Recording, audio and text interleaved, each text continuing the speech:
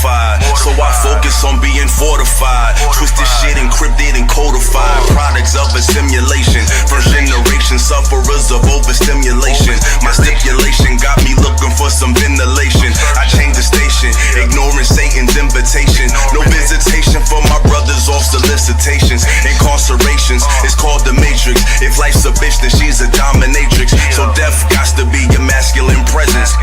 Opening his arms while you bask in his essence. Sometimes when I talk to God, I call my passive aggressive. Will I open heaven's doors or just burn from my lessons? Blessings. You know the game been told. If I was you, then my soul would have been sold. Watch what you do, cause it's coming back tenfold. Either way it goes, man, I'm 10 toes, 10 toes, 10.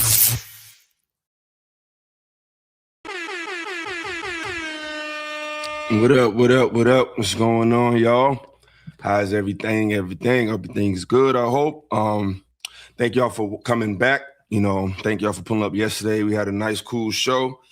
Turntable Tuesdays, our hip-hop discussion show. It was cool. People shared their music. It was a good time. But tonight, continuing my interview series, we got a special guest in the building tonight. My man, No Fughazi, David Cooley, a.k.a. No Fughazi. We ran into each other on La Peef a couple months ago, and I watched him for a while.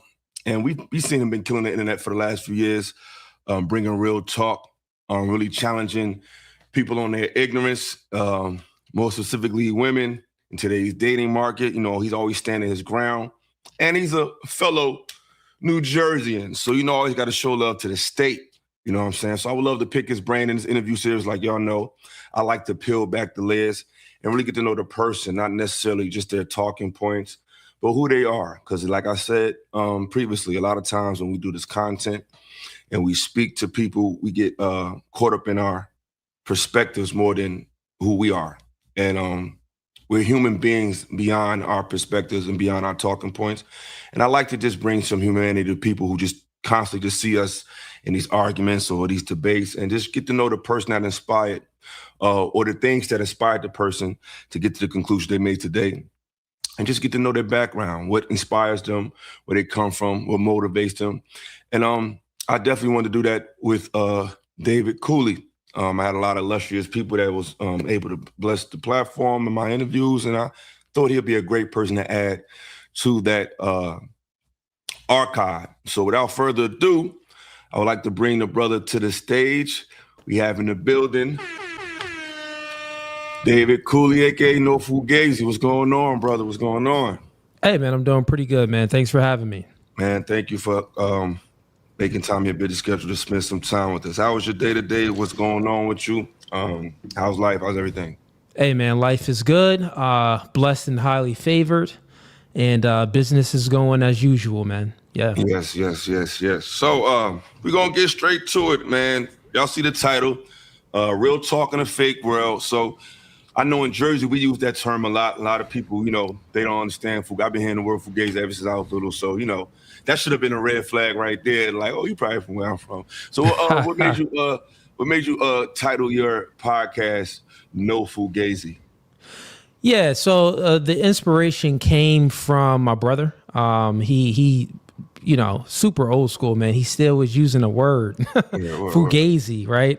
Usually that term comes up. We used it in high school, middle school. We used it in the hood. What are those? The new kids say, what are those? We were saying, man, I'm Fugazi. Exactly. Them not the real Jordans. Them not the real Anichis or Pepes. Those Fugazi. They don't know nothing about Pepe. They don't know nothing about Pepe, man. They don't know nothing about that. Them ain't real Jabos. You got too many, your pockets in the wrong place. Them ain't Jabos. Those Fugazi. Exactly. So the, name came from that. It was inspired by my brother because he was still utilizing that type of slang. And we were at a little family get together and I'm like, you know what? The show gonna be called No Fughazi. Exactly. It's gonna be No Fughazi. And the true inspiration also just stems from me, right? If anyone knows me from how I grew up, all my childhood friends, there's just certain principles that I stand on that I never let go. I speak about my L's and my W's. You know what I'm saying? If I'll have on some moissanite chain, but I'll keep it real. I'm not gonna lie to you. It may pass the diamond test, but I'm like, nah, this isn't the true thing. And even not wearing the real diamonds, right? Someone will be like, oh, that's Fuhgazee. But what's no Fuhgazee is if you keep it real, that you have the not authentic on. You get what I'm saying? That's just an analogy right there. You feel what I'm saying? I don't really wear, jewelry too much. This gold is real. Exactly. And I do have real diamonds, but I'm speaking in general. If I got on some moissanite or something like that, you could still be no Fuhgazee by keeping it real. Exactly. And the funny thing with moissanite, people say it's a fake diamond. No, it's just really moissanite. Yeah, it's just really, actually, it is just really moissanite. Real moissanite. That is true. It's its own thing. But yeah, I like that. So first, let's get it started. What experiences in your life shaped the way you see the world today? Oh man, what experiences in my life shaped the way I see the world today? Well, the world today in 2026, this was kind of shaped around what I like to call it the Great Awakening, COVID-19. That was a great awakening for me, being on lockdown in a house for, basically a year and a half, 2 years, basically in the entire world. Everybody's on lockdown. I started off viewing the world much differently after that. I would say, that what put me on my run as far as debating. I remember being in the house, locked down. I was working 9 to 5 at this time, and I was able to work from home, luckily. So that was a blessing from God. But I was on Clubhouse debating people about mask mandates and COVID-19 and stuff like that. This was prior to the podcast. Mm-hmm. So that's kind of how I started off, kind of, getting into the whole content creation and stuff like that, was on Clubhouse debating people. Absolutely. How was life growing up in New Jersey? And what was your first encounter with the opposite sex to make you go, maybe there's more I need to learn here? Because I know growing up in my part of Jersey, I seen a lot of things firsthand that opened my eyes to the dynamic of women in the modern time, way before the content, way before the red pill stuff. It's like when red pill stuff came out, it was more of a confirmation for what I already knew more than a revelation. So what did you see growing up in New Jersey that really kind of shaped or opened your eyes to potential pitfalls or successes with women today? Yeah, so, growing up in Jersey, I'm from Rawway Project. So, I always had a red pill mentality to a degree, meaning I wasn't the type of guy that, would pedestalize the woman and do the most. We all had our maybe small little simping moments at certain points growing up. Exactly. But I learned that, super fast. I remember the first time I really I like this chick. I was in 6th grade, and we wasn't dating or anything like that, but we kissed. Like we had that first little smooch or whatever. Yeah. And then it was about a week later. We never locked it in, but it was a week later. She was with someone else. Someone was telling her, she kissed so and so too. I'm like, dang, she just jumping around. Like she was my first kiss, and now she just dag. So that was my eye opener at a very young age to the women have so many options and they're so choosy. If they're not grounded and have a father figure or some type of guidance, they'll just go off the far edge. They'll go off the deep edge. And right from there, that kind of just, woke me up like, you can't trust women so much. Because prior to this, young boys was always taught how to treat women. We were always taught how to treat women and, be nice, court her properly, be a gentleman, don't be hopping around from girl to girl. We were taught these things, but I noticed quickly that women weren't truly taught how to treat a man and act towards a man and speak to a man. So I learned this at a super, super young age. I would say in middle school. Man, that was my first eye opener, and I never forget that. Exactly, and I'm glad you said that. There's 2 things I want to address. First thing, you said you was from Rawway Projects, and I know you probably run into this, and people try to say because you speak, intellectually, and you speak, pronounce your words and things people try to put you in a category. And I talk to people all the time. It's like, yo, coming from the hood is not this picture that y'all think. You know what I'm saying? Everybody that's from the hood is just not this illiterate fool or tough for that matter. And they be thinking because you know how to speak well and you know how to articulate yourself, that somehow means you're from another side of the tracks. So it's like, no, sometimes you grow up when you're really from the hood and you're really from that, you see firsthand why it's really not valuable to be that way. So sometimes it might push you away a lot quicker. Because I know you growing up in Jersey like I was, and we might know some people. I grew up with people from Broadway. I got a lot of people out there. Scudder family. I don't know if you're familiar with that name, but I know a lot of people out there. Last name Scudder. But anywho, you breaking up a little bit. What you say the last name was?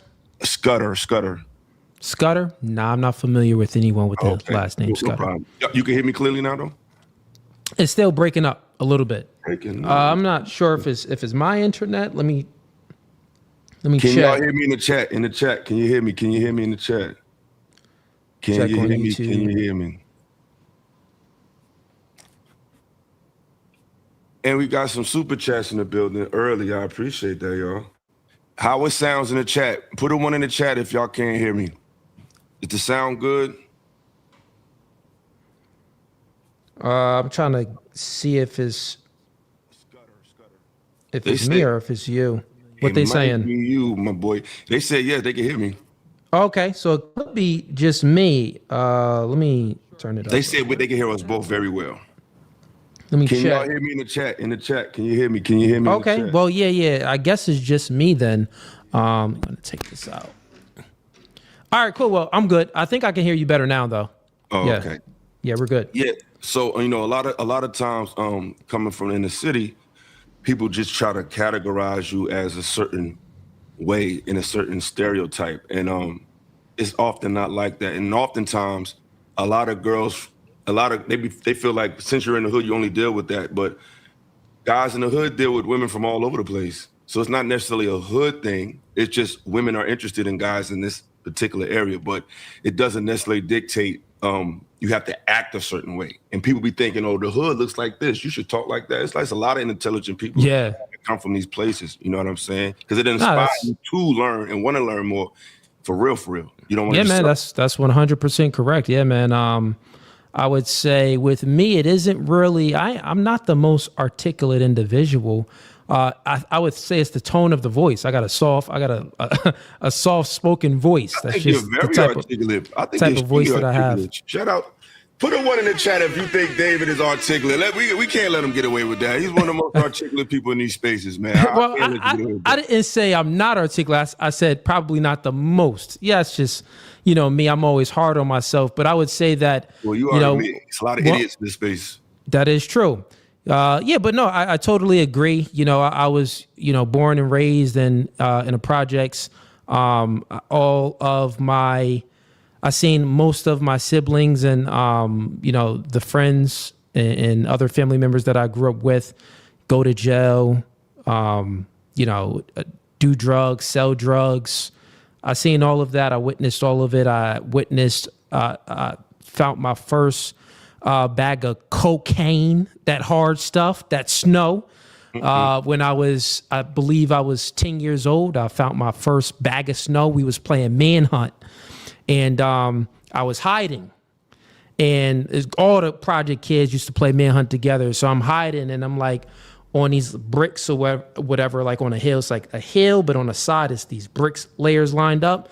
And I'm playing, and I like moved the bricks over, and then I found a bag, and I'm like, "What's this?" And I'm, growing up, we already kind of know what this is when I see the bag, because they packaged up in a big bag and then the little bags.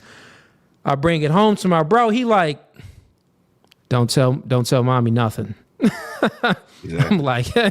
I'm like, man, I ain't saying not a word. But so I grew up in that environment, seeing my first dead body when I was 8 years old, playing in the woods, seeing just a body laying on the ground. We go and report it.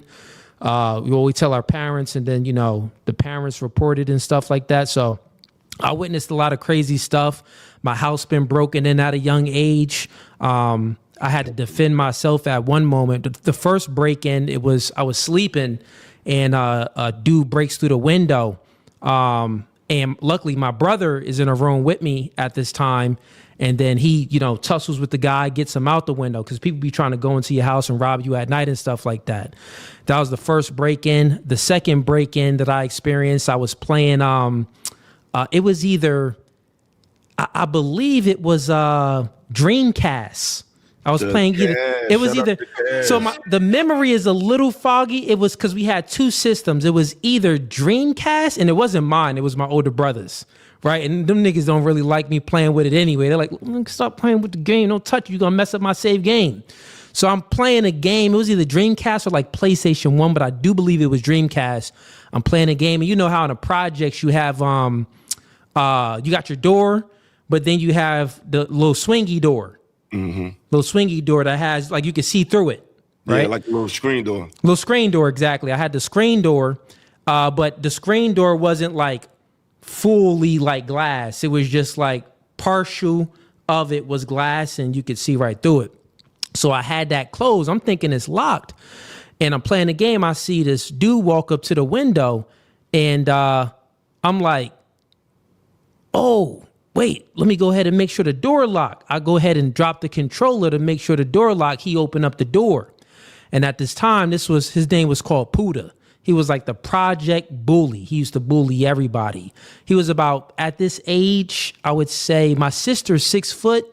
He was my sister's height. So he was 6 foot. I believe at this time I was 12 years old. And I was at 12 years old. How tall was I, man? I was probably like 5'8". I was pretty tall at 12. I was like 5'8". He was 6 foot. I was super, super skinny though. But anyways, he busts in the door. He opens up the door. After busting, he just opened it. And I'm like, Puda, what you doing, man? Get out of here.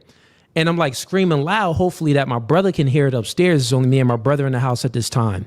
So then I'm like, shocked at this time, like, dang, like he finally about to catch me. He's like the project bully. He always, beating up kids younger than him, and also beating up kids his age as well, because he's just bigger than everybody. So anyways, I keep screaming for my brother, like yelling like, yo, Swinger, come down here, put it downstairs, bro, put it downstairs. So then Puda came to me, pushed me. So I'm like, dang, it was either like, I had nowhere to run. Mm-hmm. I had a fish tank right here. The couch is over here. The table, he pushed me over the table. So it was either like fight or get beat up, right? It was fight or get beat up. And prior to this, I was fighting like 5 times a week. So I was one of them cats that was always fighting. So I had hands, always knew how to scuffle, but he's just so much bigger. Exactly. And weighs a whole lot more. So it's like the confidence wasn't there. It was like, like I got to try to escape or keep yelling for my bro. Mm-hmm. So then I'm like, hey, it's fight or flight. Cock the fist back, whack out, one hit, lay him flat out. True story. People in the projects right now can still vouch for this story. My bro came downstairs. Oh, bro, what happened? Why put her on the floor? I'm like, bro, I just knocked this nigga out. When you're young and you like, I just knocked this nigga out. Get this nigga up out here. I'm screaming, you ghetto at this time till you wilding. Yeah. So my brother come down like, oh, yo. He go outside looking for my moms, because, in every project you got like the community center. Mm-hmm. You got like the community center where all like the parents go and plan like the community trips and the community programs on cleaning up the neighborhood and stuff like that. My mom was involved with that. So she was over there. My brother, boom, run over there, grab her or whatever. My mom come. He's still laid out on the floor. So then my mom go ahead and try to call his mom. Then my mom and my bro drag him outside. He's still laying down, right? Mm-hmm. Now, when he got outside, it was more of embarrassment. I think that he wasn't like KO, like loss of memory. I think he was just surprised that I put him down, right? Yeah. And he ain't want to like deal with the humiliation of being put down by Lil Cooley. I'm the youngest of 6. You know what I'm saying? Youngest of 6. So he ain't want to deal with that embarrassment. Then after that, it was like I got a lot of respect. Now, I already had respect in the projects because I was fighting all the time and I was defending my cousins and winning these scuffles, but beating him up off of just one hit, the respect level went up there. Of course. So at a very young age, I knew how to deal with status, right? I knew how to deal with status in the projects. Then also my brother did music. I used to do music as well. I was a producer at a very young age. I was actually producing music at that age as well, at 12 years old. And my brother, he did music for Queen Latifah, LL Cool J. He was a music producer.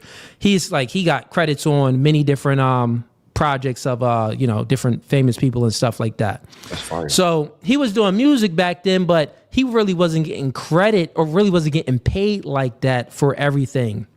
Probably when I was around 14, when he got his real check, and we already had moved out of the projects at this time, bought a little Cadillac and everything like that. But that happened. Status went up. I was in music videos at a very young age. I was in a Queen Latifah Set It Off 100% hate approved video. I was on a news network at that time, the local news network, freestyling.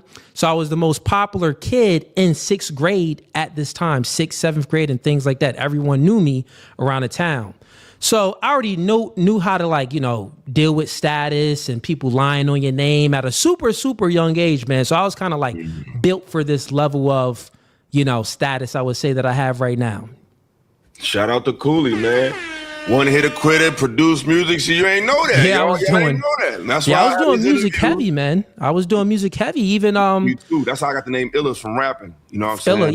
Illa. So I started producing music at 12 years old. Like I was using FL Studio One. Think about that. What we at right now? Like FL Studio 29, 30 something maybe at this point in time. So I started off advanced with it.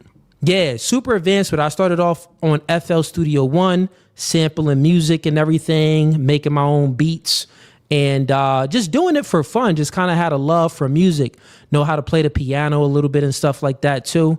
But yeah, man, I really never took it seriously because that was something that my brother did. I more took serious basketball. 6'4", so I was always balling.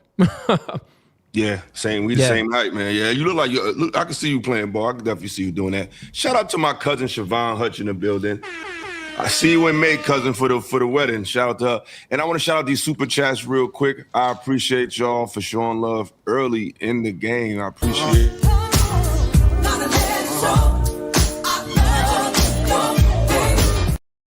Got my man Willie Beeman in the building with the $20 holler.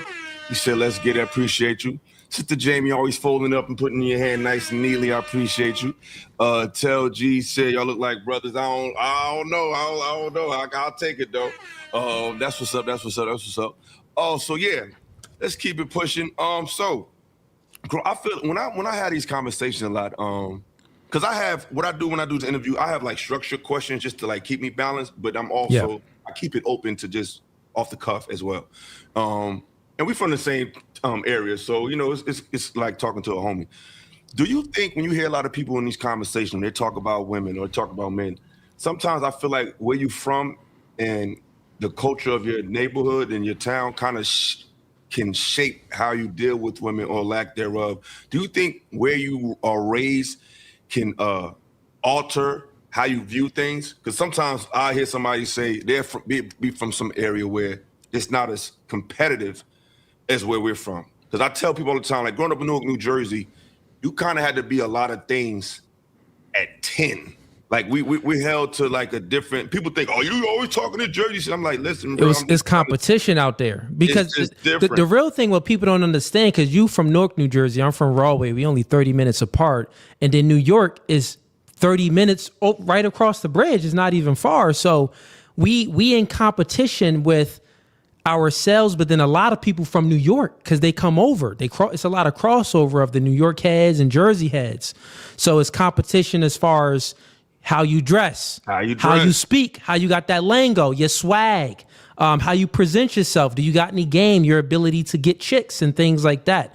All of these things played a huge factor within, like you said, on the environment and how you view dating and relationships and stuff like that.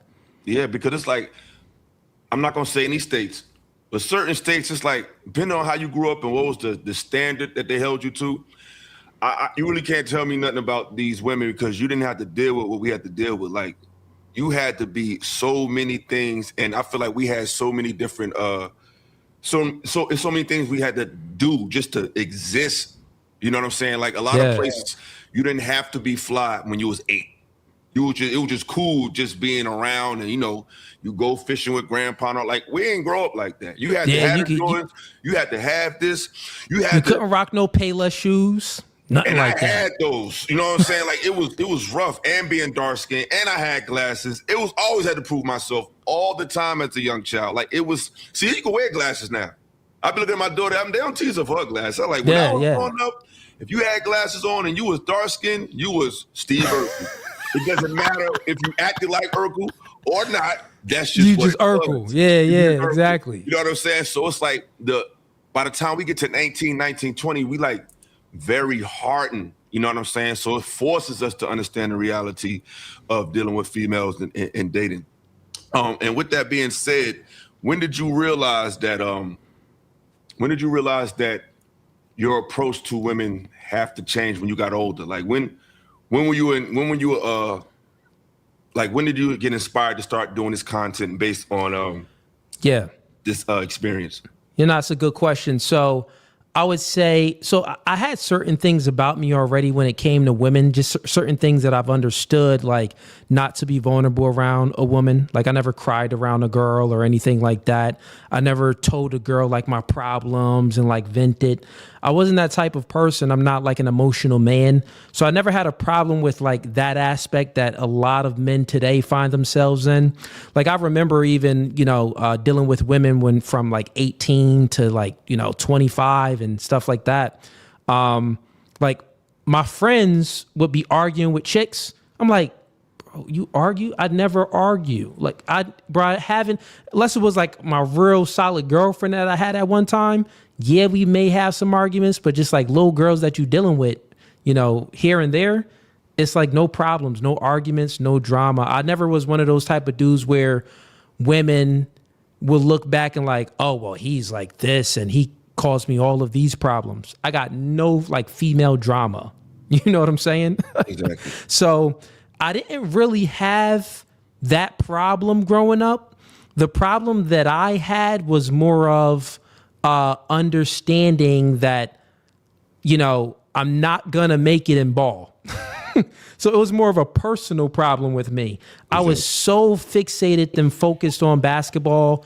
I hated school, right? I've read books now, and I try to be more of an intellectual as far as, my podcast, because I'm debating and stuff like that. But prior to doing a podcast, man, I was not, I would say, an intellectual, or some people would look at me as a thought leader, which I never said that I was, but some people would view me as that. They would say, put that title on my name.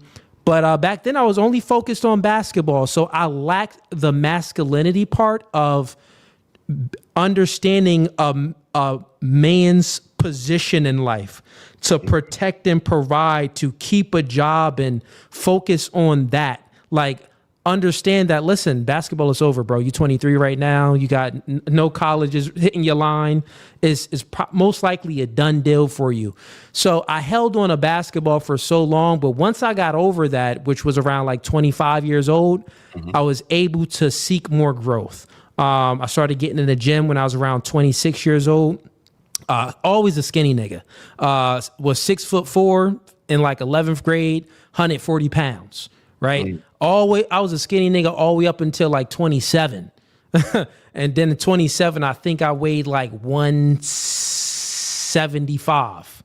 You know what I'm saying? I'm like 205, 210 right now, but I wasn't on the whole self-improvement as far as getting my weight up. I wasn't on the whole self-improvement on as far as like, trying to find my position in society and be a productive member and give back to my family and really create something. I wasn't on that mindset. It was probably around when I was 28 years old where I fully started developing more. So luckily for me, the jobs that I've done it was sales position. So every job that I did, I was selling. If I wasn't directly selling, it was more like an upsell of something. And that kind of helped me out a whole lot because it helped me with my people skills. It helped me with speaking better and things like that. And then as I got older, I hit this one job, this one position I was working, and I was selling, and I started making the bread. I was making, by 30 years old, I had over $100,000 in my bank account. I was good prior to the podcast. You know what I'm saying? And then also invested into other businesses and products and things like that. So I was good before I started the podcast. And then I just invested my own money into the podcast and I started this. But that's what's up. Yeah. That's what's up. That's great, man. And then it's like you said earlier, like growing up, we wasn't taught to really prioritize ourselves. And we would chase, music or sports. Meanwhile, I was more in a mindset too, like the whole 50-50 thing. I was like, like the chick I was, dating at that time, which was my first baby mother, when I was probably like 24 years old. I was okay, 50-50, work, I'm gonna work. And, it was at a moment where I even she was working and I wasn't working. I was kind of doing music, but I was still getting bread from the music. But she off at work. I'm just in the crib making beats, selling beats in the neighborhood to people, right? $100 a beat, $200 a beat, bringing in bread to support to still pay my portion of everything. But I was still in the mind I see my mother raise children as a single mom. So the girl that I'm dating, she can do it too. You know what I'm saying? I still had that mindset all we had around 25 years old. So, yeah. But yeah, they didn't raise us to really prioritize ourselves. And then we was more taught the look of manhood instead of what it really is, but more so what it looks like. And that's not always, it doesn't always correlate that way. It's not like people think it's a tough look or it's a hood look, or it's no, you have to be certain things. You know what I'm saying? And wearing this and talking this way doesn't mean you're a man. And I just feel like growing up, we was taught to more prioritize a woman's emotion, a woman's feelings, and and more so than develop ourselves. It seems like they taught the girls to go out and get yours, and they just taught the young men to just treat women nice. And I think that dichotomy has created the issues that we see today. You got a lot of ambitious women, and you got a lot of men that's just nice to women. And they looking at them like, bro, where your money at? But it's but I was taught to just, prioritize you. It's they don't care about that shit like you think. Yeah, they don't care about that at all. Yeah. And all that. It's not that cut and dry. So with that being said, when you look at modern culture today, what concerns you the most? I would say modern culture today, one of the main things that concerns me, are we speaking about just culture as a whole, black culture? I would say black culture, relationships between each other, or you go either or both. You know what I'm saying? Because it's not just a black thing. I got white friends. Yeah. It's an overall thing. Yeah. I would say, overall, one of the problems in culture right now is we've never really experienced a time where women can just get instant gratification off of posting a picture and fulfill that attention need that they crave. We've never experienced that. This is the first time we're experiencing that. I think about Instagram really popped off in 2016. That's when everybody started getting on Instagram in 2016. It was before that, but that's when it really became popular. Prior to then, you had Facebook around 2008. Prior to then, you had MySpace, but that was still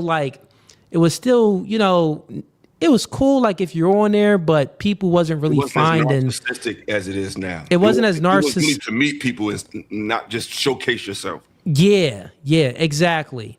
And not only that, but we had social media, we had dating apps back then, like OkCupid. But if you were on OkCupid or one of those dating apps back then in the early 2000s, bro, you was a weirdo. Everybody looked at you weird, you on a dating app, bro? This nigga don't get chicks. You weird. What's going on? But we're in a special time where we have Instagram, which is one of the biggest dating apps. We got Tinder, Bumble, Hinge, a plethora of dating apps. And what we're experiencing right now is a problem between men and women and building genuine relationships between one another because of these dating apps, because of social media. And as far as dating apps, I would say that we all know that many studies was done, and it shows that women are attracted to only about 5% of men on dating apps. They swipe right on about 5% of men, but men swipe right on women around like 70 to 80% of women they swipe right on. So most women are swiping left on most men, right? So, and then not only that, we all know the 80-20 rule. We all know the 80-20 rule. Women are only attracted to about 20% of men, but men are attracted to around 80% of women. That's just that general number because women are attracted to characteristic traits like assertive, dominance, a man with ambition, height, which most people ain't our height, man. I think about only 15% of men in America are 6 foot. But all these women want a man that's 6 foot or above. So that's 15%. All these women want a man that's making $100K a year. Only, I think it's about 17% of men make $100,000 or more in America. So they're looking for a very small percentage of men, and they're disqualifying a whole bunch of men. Now, some people would say, a lot of these blue pill people that I debated, they would say, well, no, women do date down. They date these men and all of these things. And we see them settle. We wouldn't have these marriages and all of these things happening if women truly disqualified 80% of men. Well, the truth is that is right. Women, sometimes they do date down, but the guys that they're dating that really don't meet their standards, they grow resentment for them. They break up with them. They disrespect them. They treat them bad. So it's not a healthy relationship. And this is why divorce rates are up, because women are the ones that initiate most divorces, 80% of divorces. Mm-hmm. So I think that the main problem within culture as a whole would be the dating and relationship aspect, which is why I started getting into the podcast space and bringing on a panel of women and having these deep, thought-provoking conversations. Absolutely. Shout out to Brother Noomsy with the $3 super sticker. Appreciate you, brother. And it's I'm glad that you said that when you talked about how most men swipe as opposed to women, because I tell women a lot when I'm in these conversations. I think by default, we know sometimes, I ain't gonna say all women, but I feel like a lot of men know women more than they know men because of the variety of women we date. We'll date a baby mother. We'll date a single woman. We'll date a woman who was married. We date a woman who used to strip, or thick, short, small, light skin, this race, that. So we have like our opinion is based on a broad experience. And when you talk to a lot of women, they deal with like one or two type of guys, and they have this general opinion, but they haven't really dealt with most of us. A lot of us are dealing with most of y'all, at least in courting, at least. You know what I mean? So I feel like a lot of women downplay our perspective. It's like, yo, we're more equal opportunities when it comes to dating y'all than y'all are when it comes to us. So your opinion sometimes a little skewed because you only met 2% of us, especially coming up in Newark, New Jersey. I seen women choose the thug, for lack of a better word. And it is what it is, but I seen it. It's not like I'm just making it up. So it's like you only dealt with this small, because it's not the street guy, even in the black community, he's not the dominant figure as far as like, it's so many of them. It's not, even in the hood, you got 5 dudes who really bout it. You got about 10 or 15 that around them that, you know, they get busy sometimes.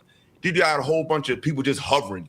But it's really just a remnant of men who really get busy, who really will bust their gun. And it's not a lot of them. It's just a lot of people hanging around them. Yeah, so like, that's true. That's facts.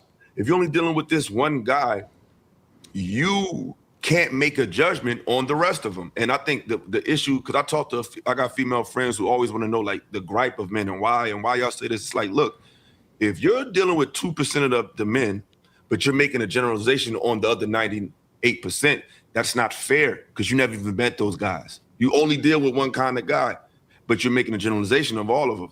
We're dealing with most of y'all, and coming with an experience from most of y'all, and you try to downplay like we're making it up. It's like that. No, it's just simply not true. You never even met these guys. So you got guys who never dated you that's dealing with the collateral damage of what you're saying, men ain't shit, niggas ain't shit. But them dudes never even dated you. We never even met that guy. I say it all the time on my podcast. These women come on the show, they think that they're different and they think that they're special. And I got to wake them up to reality. Like, you're not special. Like, the same type of man that you want, she wants. All of you women want the same type of guy.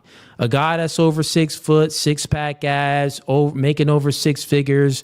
And that's just the prerequisites. That's just for you to be like, oh, he's attractive, for you to speak back to him. If he doesn't meet your prerequisites, you're not even going to speak back to him. You're going to be like, ew, get out of here, you weirdo. So that's the prerequisites that men have to meet. But then you hear these women on a podcast talk about, well, oh yeah, I want a man that's, virtuous, takes care of his family, has good morals and good values. And they say all of these things about the internal nature of the man, but they never give the guy a chance that is good.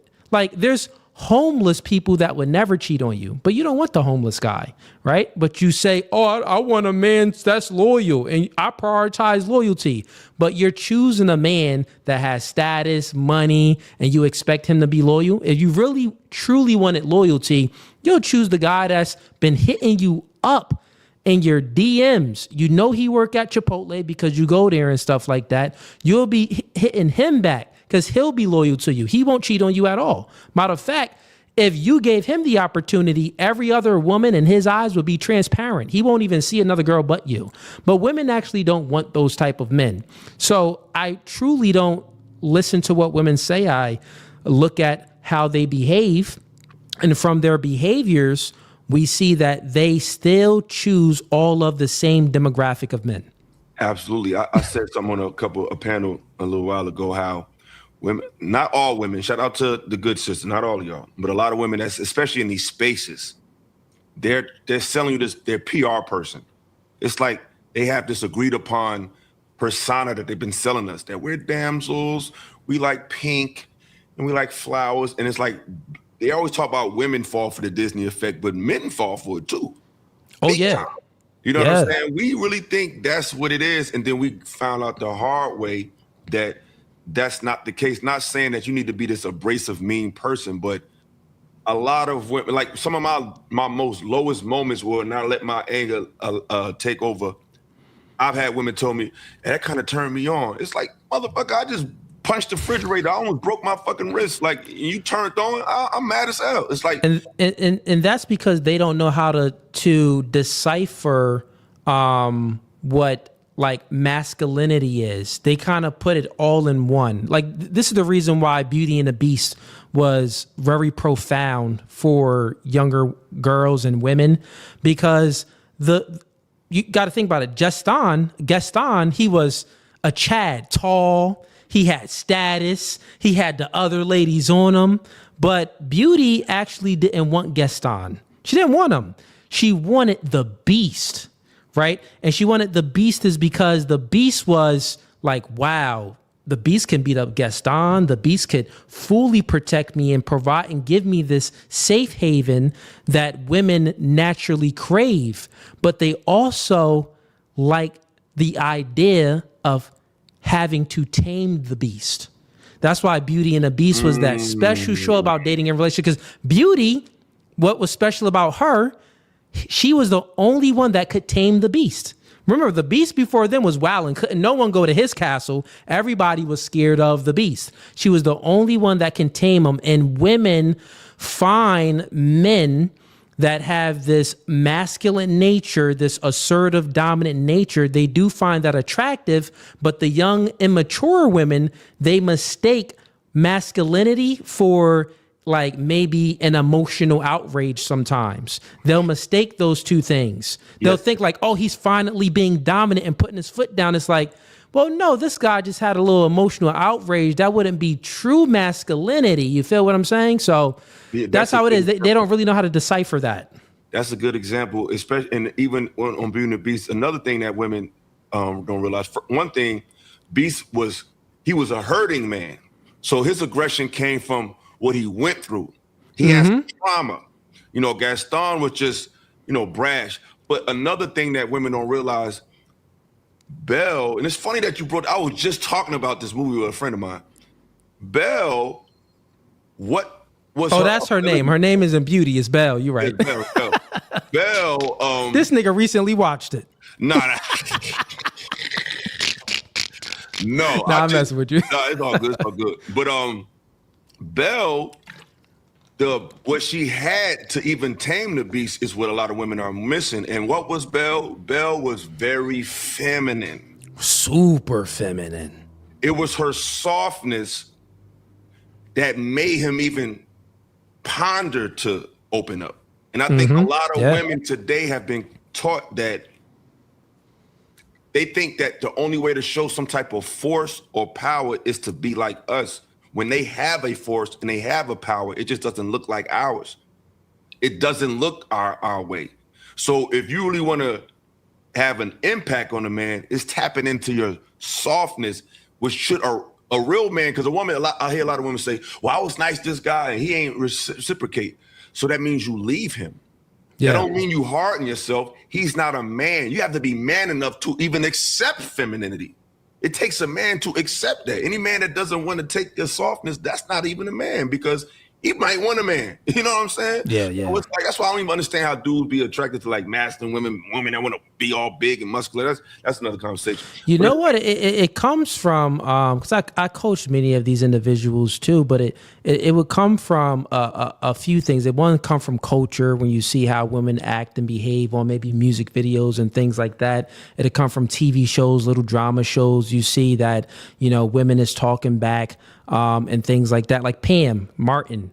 You know what I'm saying? Like Pam was actually the baddest one.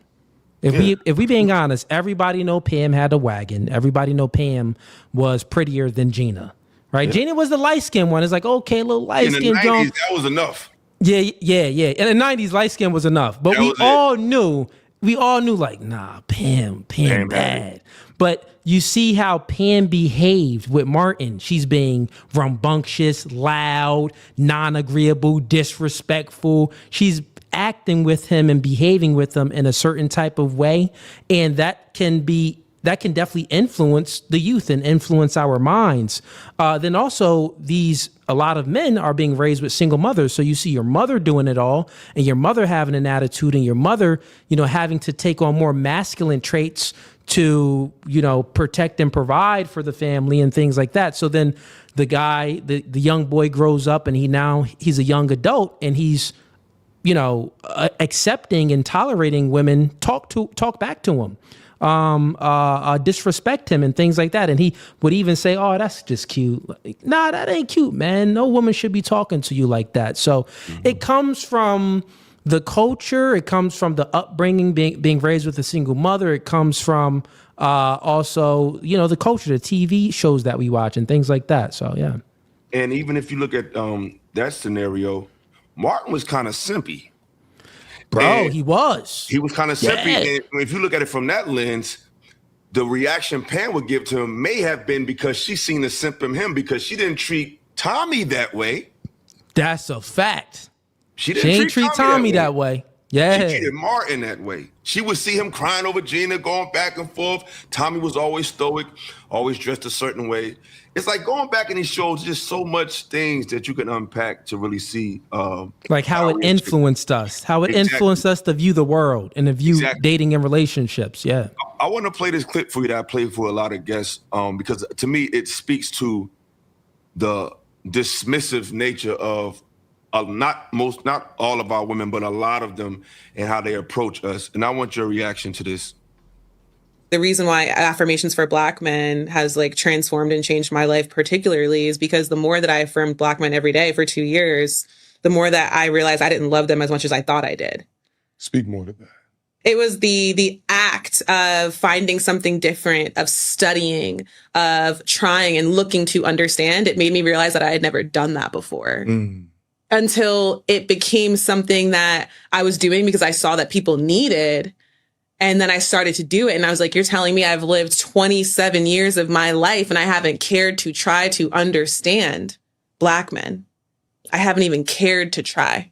And I would consider myself a really loving person. But for a while, I have been encouraged to invest in only self or understand only self or try to get only for self. And I think that there was this also idea that I already knew him. I already knew everything I needed to know about him. I would study him for what? Get to know him. What is the reason? He's always there. When you see that, I want a two-part question. How do you feel about that statement? And how do you think that statement bleeds into the mentality that might make men seek out other women or other nationalities, or not necessarily outside of Black? Because people think there's Black women all over the world. So a lot of times they don't deal with a Black woman in America. It may be because of the American culture, not necessarily the ethnicity. So how do you think that how do you feel about that clip? And how do you think that mentality has bled into pushing men to look at other options? Yeah. Well, shout outs to her for having the ability to be able to self-reflect and see where she went wrong at on viewing men. Because that is true. Like a lot of women, they live life in a very privileged position. And privileged in a way of compared to a man, I would say. So they don't really care to think about, the male's experience, right? And I don't blame them at times. It's because it's like, you're a girl, you're not really going to understand anyway. But shout out to her to at least looking to self-reflect. I would say that, one, it's, she said affirmations. That was the word she used. Yeah. Affirmation. She's speaking about like, uplifting Black men, giving them compliments, letting them know that they're doing good, and she's speaking about that stuff, right? Yeah. Real quick interjection, because when I seen that, this is what I took from it. I did applaud her for coming to that conclusion. Yeah. On the flip side, you're 27, so for you to take that long to realize that there is someone else in your racial group that you should acknowledge, I thought is disturbing, for one, and for two. Just because you acknowledge it doesn't mean you have mastered. It's like admitting you have a drug problem. Most people who have drug problems, they do something they go to NA meetings. If you have an alcoholic problem, you go to an AA meeting, which means what? This is a struggle you have to constantly battle with every day. So my thing is, when y'all hear a woman speak like that, her acknowledging is one part. The second part is, you've been doing this for so long that you're always going to have to fight that natural tendency to dismiss the man. So I couldn't see that person as still being a good mate, because you've been built this up for so long that it's still a struggle. You know what I'm saying? So yeah, that's the one thing I was going to comment on too. Just the fact that she's 27 and she doesn't have a man. She should be speaking about, like, you're 27, you should be speaking about one man that you're uplifting, one man that you're affirming, and you're giving compliments to every day and things of that sort. So yeah, I look at it, everything that you said is 100% accurate. When people are used to behaving a certain type of way, it just builds up like a pattern of behavior. So it's very hard to overcome, even if you recognize it and even if you self-reflect.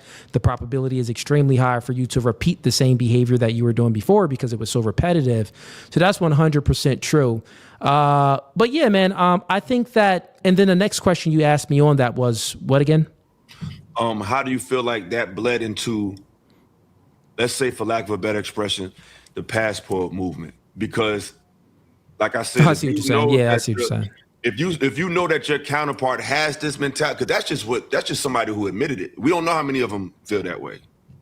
But if that's how they're thinking, and I love Black women, I still deal with Black women, and I don't knock people who deal with others, but I understand. Like when I was younger, I'd be like, no, but now it's like, listen, if you're happy, bro, and you got somebody that's on your program, your child will be Black anyway if you haven't with them or whatever. So it's like, listen, you got to find peace. Like this quote I made up, I said, women will sacrifice being happy to be right, and men will sacrifice being right to be happy.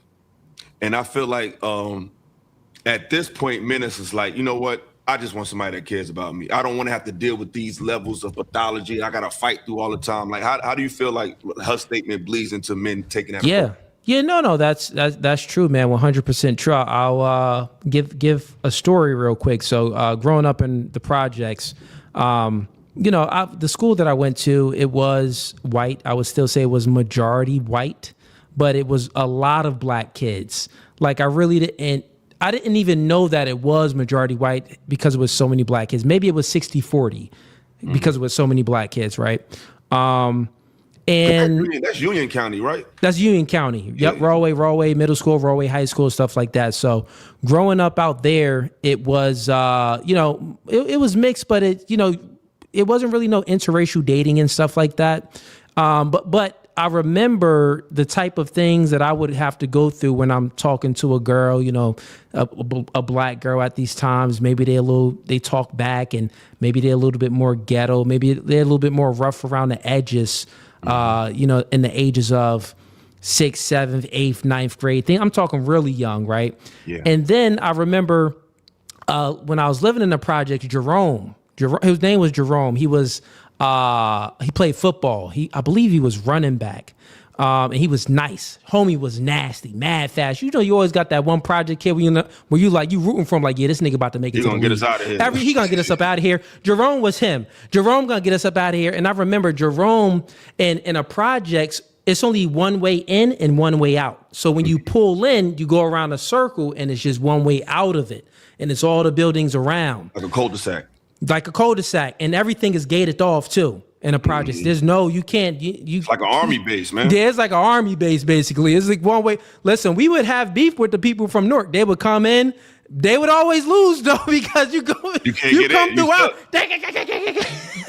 Niggas with the AKs in the hood wasn't playing no games. But Jerome pulled up in I remember it was a red drop top BMW. He pulled up in it. He was driving it. Mm-hmm. Everybody seemed like, damn, this red car, nice, a convertible.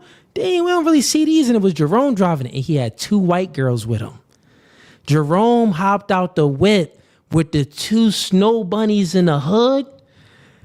Everybody was like, the women was like, man, listen, you making us look. All the girls was complaining.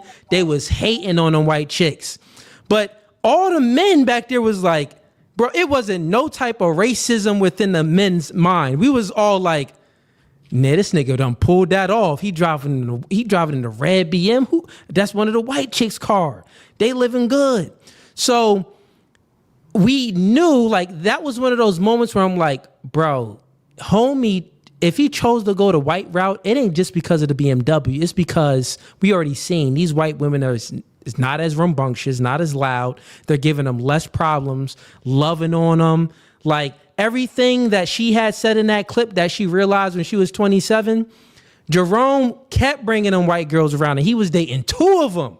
We're like, bro, I'm like, this nigga's really getting that love right now that no black woman was giving them. Very feminine and things like that, traditional from a certain standpoint. But I seen that when I was young. Now, to move on to this and how I think that this type of mindset bleeds over into culture and into society, and maybe why people are looking at their passports like, man, let me go to Colombia because they don't want to deal with these Americanized women that's been indoctrinated by feminism. And I want to interject because I see people in the chat saying some weird shit. It's not just about black women per se, but we grow up in black neighborhoods, so that's our immediate example. Yeah. But it's more so about the Americanization of our women. Yes. Because it bleeds into all races of women. I think, like I tell women all the time, I'm like, all women in America be on some stuff. The problem is black women go about it the most brashest way. Like, if you go to, for example, you got a Mexican, you got a Spanish strip club, you got a white strip club, you got a black strip club. They all want your money. They all there to make money. But they go about it differently. And even for the people in the chat, you understand that the reason why black women act this way is because of feminism, and feminism is the white woman's ideology. That isn't the black woman's ideology. Feminism started in 1920 with the suffragettes, and that was women wanting to dismantle patriarchal systems and viewing the white man as being oppressive and them and them being oppressed. So, and think about it, back then, those women was very loud. They were rambunctious. They had an attitude about themselves. They were rebellious. They did not respect and adhere to male's authority. So this type of behavior actually started with white women, and then it bled over to black women. And the funny thing is about feminism and all of these black feminists, these black women talking about, I'm independent, I'm a boss babe. This ideology came from white women thinking that they were oppressed and they weren't oppressed. But when was black men ever oppressive to black women? If I believe that we were both under the same circumstances growing up in American history, and we both had to fight for our rights the same way, right? So black men was never oppressive. So why did black women take on the white woman's ideology and want to become independent from the black man? It just doesn't make any sense when you truly look at it. I'm glad you said that, because when I be on these panels, which I no longer do, I tell women all the time, there's a woman that's on the show, Lapeef show. She calls herself, I ain't even want to say her name. Y'all know who she is. But they always talk about the patriarchy. And I ask them, whose patriarchy? Because it's not ours. They just be throwing the word patriarchy out, but it's a European's patriarchy that you're speaking of. These are the ramifications of a white man's patriarchy. Yeah, when were black men ever oppressive to black women in American history? That it was never, as a whole or a collective of black men. When did we ever oppress black women? It never happened in American history, ever at all. And so, the funny thing is, the most oppressive type of black man we seen, to me, I saw, because I'm only 41, I seen the most oppressive state of black man has been the criminal or the degenerate in the hood, which ironically is the one that you be ending up dealing with. Facts. You know what I'm saying? Because what people don't realize is a lot of things that we're doing, like even feminism, that like you said, it's white, it comes from white women. Feminism is really ultimately an asset to white patriarchy. Because I did a show a couple weeks ago called GMO, genetically modified opinions, and I did a demonstration on a woman from Cosmopolitan magazine, and she was talking about how her articles were written salaciously, purposely, how they would just make up shit on a lunch break, and she felt bad because she see how the state of modern women today, and she said that the original women's movement, it was just about being equal. She said it was two upper middle class white men who brought in the abortion aspect of it. And basically they had a lot of opinions on the direction of the movement. So what I'm saying is, behind the white woman's feminism movement was even still a white male. So the white male feminist. Exactly. Yeah. Even some who wasn't, because they realized that what we input in the women, they're going to put in your women. It's going to mess up your home. Because even the so-called white feminist women, they got a white man at home. So it's like they pushing that to cause more division in your community, more so in theirs. So even when they think they're picking up something that's a pro-woman thing, you're still actually pushing this white male patriarchy that you don't even realize, because they are behind. They fund both sides. And I'm not about to go deep into that world. But the non-government organizations, the NGOs, they fund it both. They fund both sides. From a European male's perspective, and it has many faces, but it's the same root. So I think that these days, like I said, I'm definitely for my people, but men have to be happy, I think, for the world to advance. I think it'll be great if we could find it with our woman. Amazing. But men have to be at a certain stable mindset of peace to keep the functionality of the world going. And if they can do it with our women, fine. But if they can't, they gotta function, because men depend on men. I be telling women that it's not just y'all that depend on men. Need men. So we need our men to be peaceful. We need them to be at solace, to help us with these jobs, to help us with this infrastructure. And if it comes from who it comes from is who it comes from. You know what I'm saying? How do you feel about that? Yeah, no, that is true. Like if you're an atheist, morality comes from men. If you're an atheist, When you don't believe in God, morality comes from men because men create order and structure and enforce all of the rights that we have. And men are the only ones that can put consequences on things. So that's morality, the good and the bad. Men see something that is good, they come together collectively, they give a right to it. They create a law for it. They see something that is bad, they create consequences, a law against it, and things like that. So from a secular perspective, men create morality. Morality derives from men, from what we agree on. From a religious perspective, Christian ethics know that morality is grounded in God, but a lot of people aren't religious anyway. So yeah, man, men definitely need to be benevolent, not malevolent, right? Women better hope and pray that men better hope and pray on men's benevolence, because if not, well, they're going to be like one of these third world countries where women have zero rights. Women are basically enslaved, right? They're truly barefoot in the kitchen.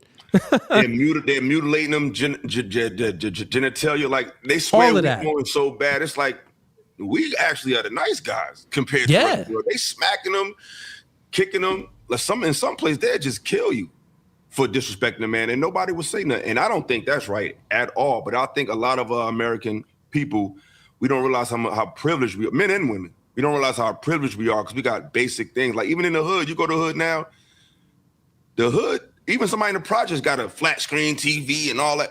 Like, and that be the places where so-called poverty exists. It's different now. People in the hood, man, they people in the hood always had their ways to get the materialistic things. They always had their ways.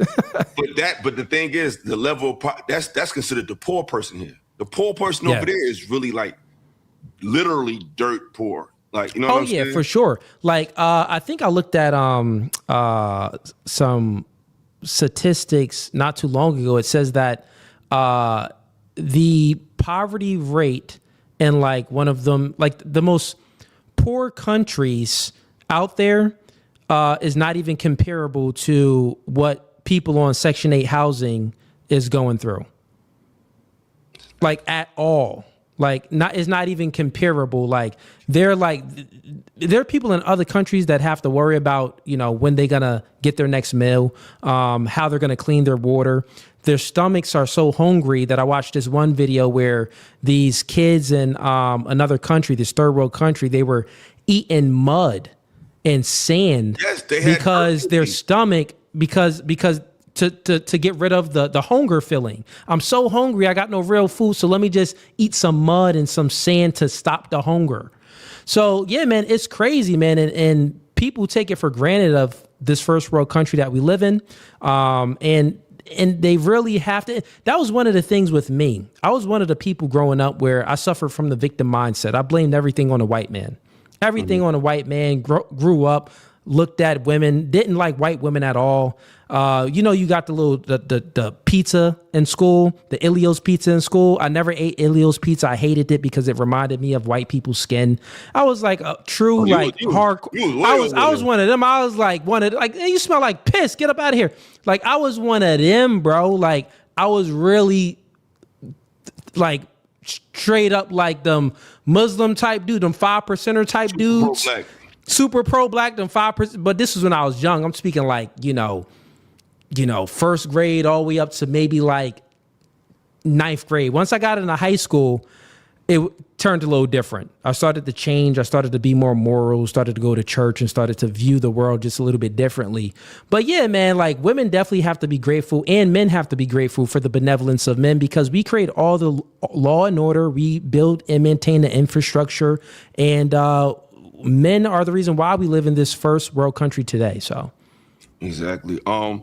What I'm going to switch to the men now. What arguments or what perspectives do you feel like are over embellished when it comes to men? For example, I think high value is, because not saying you shouldn't become a high value man for yourself, but I think when men push the narrative, because I like Kevin Simmons, but I never agree with his perspective on high value, because I don't think your money and your status can make a woman change unless she wants to. because we see men all the time who acquire great amounts of wealth and still deal with disrespect, still deal with pushback, still get divorced from. So how do you feel about the high value argument at this point in the game? Yeah, man, money doesn't make a woman change. Money makes the woman think of more ways to manipulate you.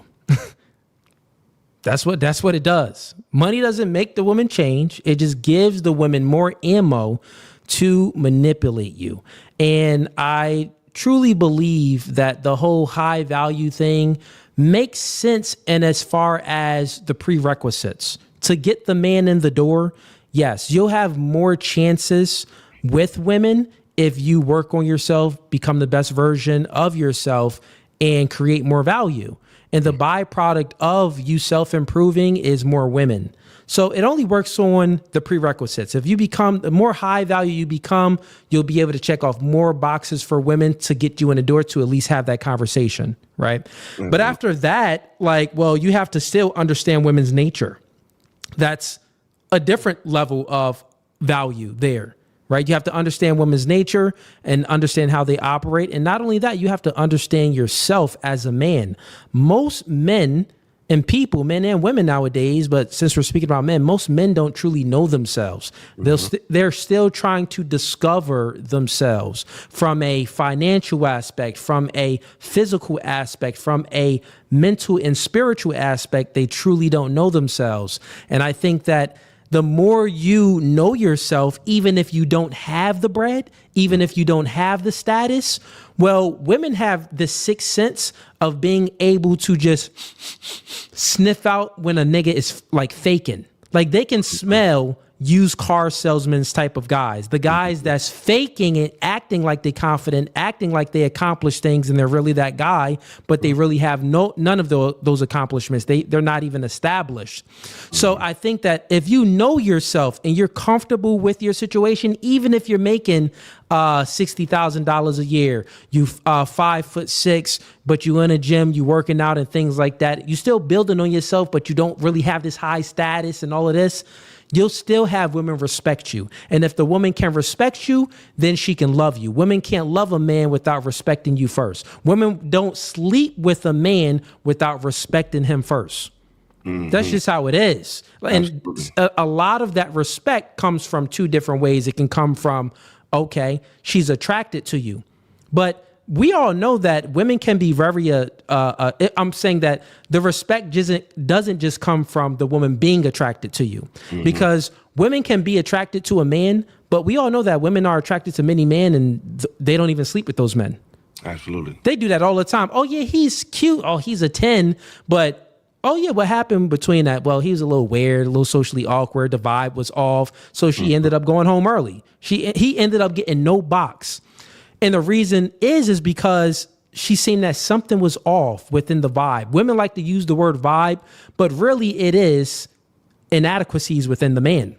He's inadequate. It's all about the inadequacies. So women say vibe. Men, we know that this guy is just deficient in some way, to some degree, in regards to maybe chemistry, being able to build a connection, be charismatic, and also have a strong masculine frame about himself that a woman can respect.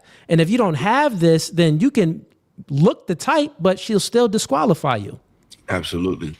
Being in these content spaces, what are some of the issues that you feel like are problematic with these conversations? And do you think that being from here has value in these conversations, or you feel like anybody should be able to have these conversations, or you think that they should have some type of grounding in our culture? You mean like being on a podcast? What do you mean? Like basically, like these debates, like all these panels and stuff. Like you're saying? Panels, what you talking? Okay. The podcasts. Like what arguments do you feel like are outdated, and how do you feel about people from other cultures being able to have influence or perspectives on these conversations? I'm totally fine with people from other cultures having a perspective on what we got going on here in the manosphere, red pill space, or whatever it may be, because you don't have to like truly be in something to be able to have a good, unique take on something. So I'm totally fine with that. But I think that a lot of the talking points is regurgitated. I'm a victim of it myself, especially when I first started. You're a victim of it because you're watching the content, so you regurgitate stuff. The difference between me and anything that I regurgitate, I normally give people credit, like, oh yeah, I got this from this person, that person. Yeah. I'm one of those type of individuals. I'm super no fugazi with it. I don't try to claim certain terms and certain words for myself, but I do think that in this space, it should be guarded a little bit. It should be guarded a little bit as far as the manosphere, the red pill space, just having anyone come up and on a panel. Like some people do panel shows, and it's a panel show where anyone comes up. That's totally fine because you're having a conversation. It's for content. But truth be told, actually, I'll say this. The guardrails is the people. The guardrails is actually the viewership. Because if you look at it, a lot of people been trying to get into this space and really trying to be the next Kevin Samuels, be the next Fresh and Fit, be the next Rollo Tomasi or whatever podcast or whatever it may be, right? It's harder than what people think. Like, I'm the last full panel dating and relationship show within the manosphere space and talking about red pill content and stuff like that. It's only whatever podcasts, Fresh and Fit, me, and then Michael Sartain and Rollo Tomasi in Access Vegas. We're the last 4 full panel dating and relationship shows within the manosphere space. I don't see anyone else doing it to the level that we are. And many people tried to get in, but it failed. We've seen it happen. We've seen people come into the space. They start up a panel show, an in-person panel show, which is very hard to do because it takes money. It takes organization. You have to grow. You have to be unique, right? You have to have a unique perspective. So the viewers already told us who's in it and who's not. So I take that back. There are actually guardrails there. Exactly. And because I don't know if you know, but I was on a whatever podcast about 3 times. And people think you could just get lucky and get on those shows. And no, you can't. Like, you have to be able to have a certain decorum and articulation. Because a lot of time in this space, I don't have to go off on a few people in this space, and they think because of that I shouldn't be up there. It's like, no, I deal with you like that because you ain't that. And I'm going to handle you just like that. You know what I'm saying? But I know how to adapt because a lot of people think it's one thing to be on the screen and talk. You could press buttons, you could mute people, you could drop them. But when you're in person, it's totally different. It's totally different. And I can control the room on a panel, but when you're able to do that in real life, that's authentic. You can't fake that. I'm exactly. Here, and I'm able to still articulate myself, still control the room in real life. And I think a lot of people, we need to see more in-person content because everybody could talk on the computer. Everybody could say this and say that. But how can you get women to calm down, listen to you in real life? Because it's not about getting women to kiss your ass or nothing, because they're not going to agree with everything. Yeah. But I'm like, I can make a woman understand me and disagree with me, but still walk away saying, hey, I didn't agree with everything he said, but he cool though. Like, you know what I mean? I met with him. And a lot of people will probably simp. A lot of these people, bro, that be on these panels, they will, if they're around all of these chicks on a panel, bro, they're going to be simping. They're going to be talking different. Bro, it's going to be much different. Like, you're around some of these Jones, a lot of these guys will fold, bro, because they're corny anyway. They're not authentic. They're fugazi, man. They put on cloth of a listen, bro, they sheeps in wolf clothing. They're sheep in wolf clothing, man. They're not really those guys. They don't really have the ability to get chicks like that. They're not charismatic. They got no jokes. They don't have the processing power to be able to understand what the woman said, decipher the womanese, all of that trash that she said, and then debunk what she said, but then also not just use a talking point, but say it in your own words. And I'm glad the key word you just said, I got to hit the buzzer. The key word you said was processing power. And being in these conversations, I realize a lot of men be like, "Oh, Ella, you going too fast." It's like, no, nigga, you just can't keep up with this shit, bro. I'm from Jersey, bro. We gonna process shit real quick. Boom, boom, boom, boom. You just can't do it, bro. And when you're in a real conversation, you have to do that. You can't mute nobody in real life. You can't mute nobody. You have to be able to process and respond to replies quickly. And these men don't have the processing power to do that in real time. And it also, you need to be able to take complex conversations and ideas and simplify it so the woman can understand. If not, you're going to be like, in real time. Speak. It need to be in real time. If not, you're going to be clashing and you're going to be talking past one another. Or you're going to be making a point that isn't really in response to what she made. Right? Because if you're not really listening, like a lot of these people on these panels, bro, they talk a whole lot. They talk a big game. I go on, you be seeing me on these panels. I go on these panels. I debate these people and I watch them. It's easy work to me because I do debates in person. I do girl shows. I've interviewed over 1,000 girls. In person, probably over 800 girls. We debate hip hop, sneakers, rap. Like Jersey is very. We grew up in the barbershop. Arguing. That didn't Jay-Z. Like that shit is just how we live. We just and also I do it without getting emotional. Like one, I do it like on my panels and stuff where I do my debate nights. I do things for entertainment as well because we got to be entertaining. They want to see Cooley, bring out the toy guns, play with the basketball. Like, oh, you moving the goalposts, and they want to see Cooley. Like, bro, what? They want to see all of that. That's for entertainment value. And a lot of these content creators on these panels, they don't understand that in order to grow. Because I've been doing it for 3 years. Shadow banned at many times. I went through people trying to expose me, putting fake things on my name, acting like I tried to hide my life, which I never hid.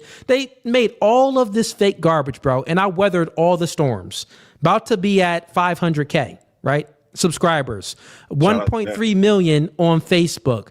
Instagram, I barely even post on Instagram, and I still got a total of over 500K on IG.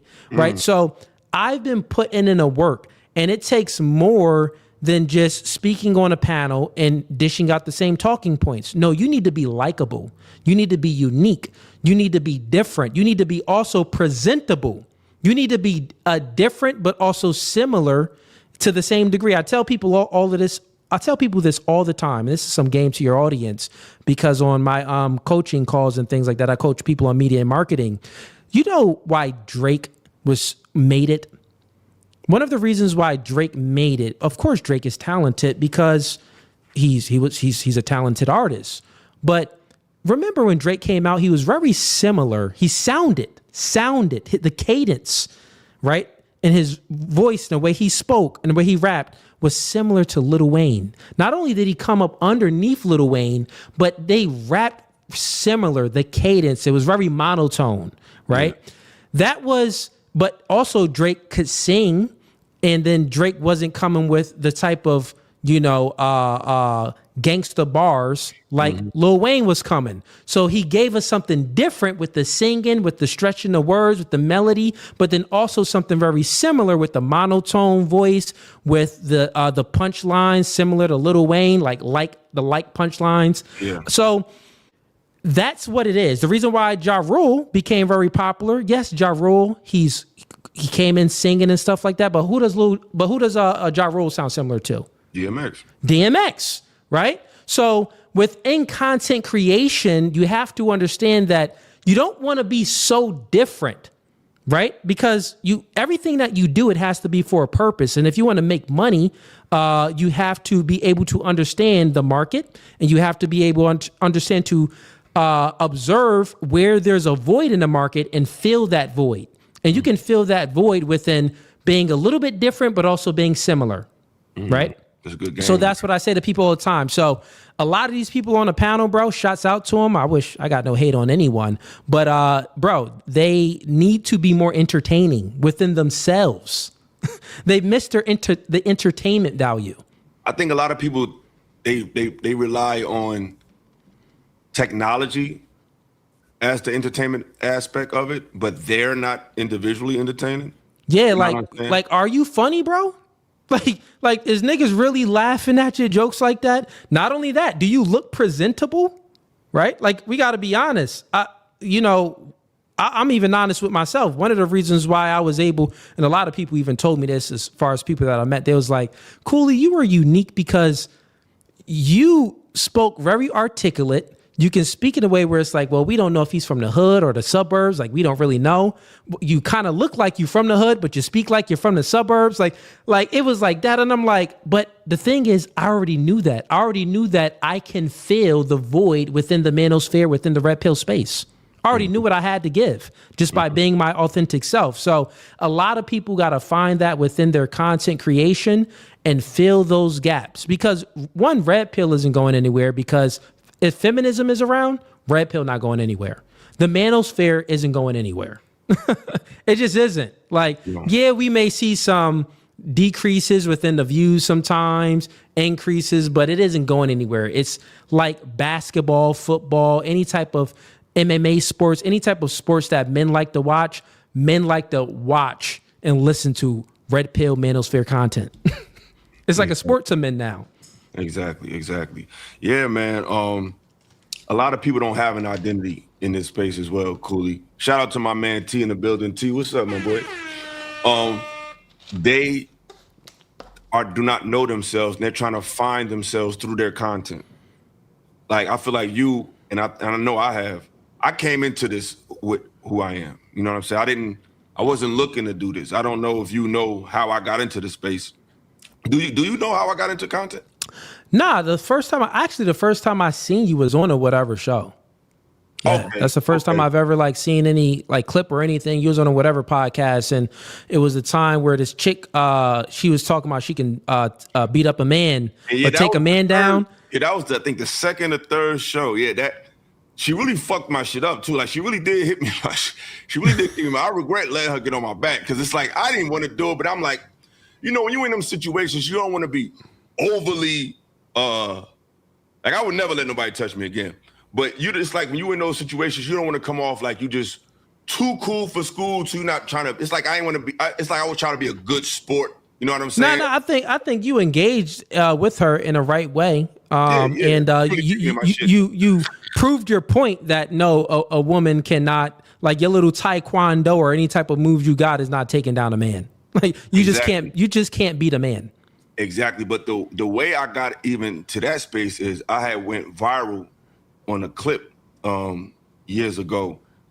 And I don't know if you ever seen the clip, but it's basically a clip. You ever seen that clip when it was a guy that was the famous phrase was, the real woman is standing too close to the hose. And I said that. So I was leaving a club one day and it just went like wildfire. At first I was like kind of embarrassed because I was a little tipsy, and I was like, man, these bitches, blah, blah. But then a girl had pulled up and she had questioned me a little bit. And then I started to elaborate on how I felt. And then next thing you know, a couple of days later, the guy was like, yo, the video getting traction. I'm like, oh, that's cool. But it really went crazy. So I'm okay. So you went viral and got into the space, basically just living your own life, and someone was recording. Just living my life, bro. So it's like, when I deal with people in this space, it's like, yo, I didn't ask for this shit, bro. That's why I'm real chill, laid back. I didn't ask for this. I'm just being me. Like, everybody that know me know, like, yo, he always is like this. Like, it's not like I'm acting, but I run into a lot of people who are acting and trying to become something through their content. Like, I'm just being myself. And sometimes it can be a downside to that as well, because you do have to make adjustments. You do have to kind of pivot a little bit, but it's like, I'm just really me, and I'm from Jersey, and you know where I'm from. So you already know what it is. Like, this is how we give it up. But sometimes you gotta, adjust and deal with the politics of this and that and all that. But it's like I literally came into this space being myself. It wasn't That's dope, man. Else. Yeah. You know what I'm saying? But yeah, bro. Have you ever seen that clip? I would want your live reaction to that. I ain't about to play the whole clip. I would try to find the short version, because you probably saw it before they even realized it. Hold on. Let me get the new tab. All right. It's actually on my YouTube channel. Because the thing is, right, when I went viral, Cooley, when I start doing content, the first thing I did was an interview. Like, I didn't try to lean on my virality. Like, oh, I'm the guy from the video. I was like, oh, bet y'all like hearing what I got to say? Oh, cool. Yeah. I'm going to talk about things that I'm interested in. I'm going to interview people that I find interesting. Like, I never was trying to, quote unquote, capitalize off of that. I just wanted to, I feel like since people are interested in what I got to say, I want to talk about things that are more thought-provoking and have interviews with some interesting people. Like the first interview I did was with Big Ja. I don't know if you know who that is. He does like comedy and stuff like that. But okay, I'm not sure. Yeah. This is the video that put me in this space. And I just would like to see your opinion on this. Hold on. Bear with me, y'all. I'm sorry. A little sleepy. Hold on. All right. Yeah, this is how it all started, man. Man, cause these hoes is goofy. They like they fuck with niggas who they feel better and feel like they got like they some gold digging shit on some. You feel me? You know what gold digging is? Explain to the people what that is. Look, gold digging is a bitch that only want a female that only want you for your money and she don't want real love. So them the hoes I just slut out. You feel me? They get no pay from. Get no pay from me. You feel me? They just get slutty and I bail. You feel me? I'm out of the facts. Okay, what's the question again? Why do you think dating is hard? Because of social media. Mm-hmm. Social media got these chicks thinking that they got options that they don't have. Can I say something? Hold on. So social media got these chicks thinking that they got something they don't have. So they only fuck with niggas who got bread, and then turn around and be mad when them type of dudes who got a bunch of money want every bitch. These same bitches will turn around and pay Chris Brown $1,000 to take pictures with him. You feel me? See, they charge broke niggas to chill with them, but the more money you got, the less you got to spend. See, women only want to deal with dudes who don't have no opinion. That's why you see a lot of these bad chicks with these goofy ass, soft ass niggas who ain't gonna challenge them on nothing, who ain't gonna ask them no questions. Any man that got his own shit taken care of, don't need their money, don't need their pussy. They don't want to deal with a nigga like that. They want a nigga that they can talk to crazy and disrespect them because they don't want no structure.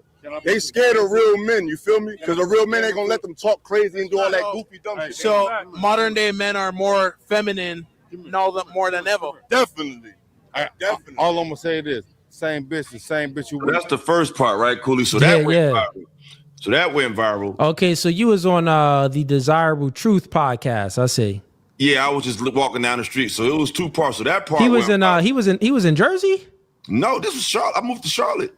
Oh, okay. So This is in Charlotte. All right. But the homeboy with the plaid, like we was friends at the time. I haven't spoken to him in a long time, but he was from Jersey. You know how Jersey cats do. We go out of town, we end up clicking, we end up just running into people from our hometown, we end up getting cool.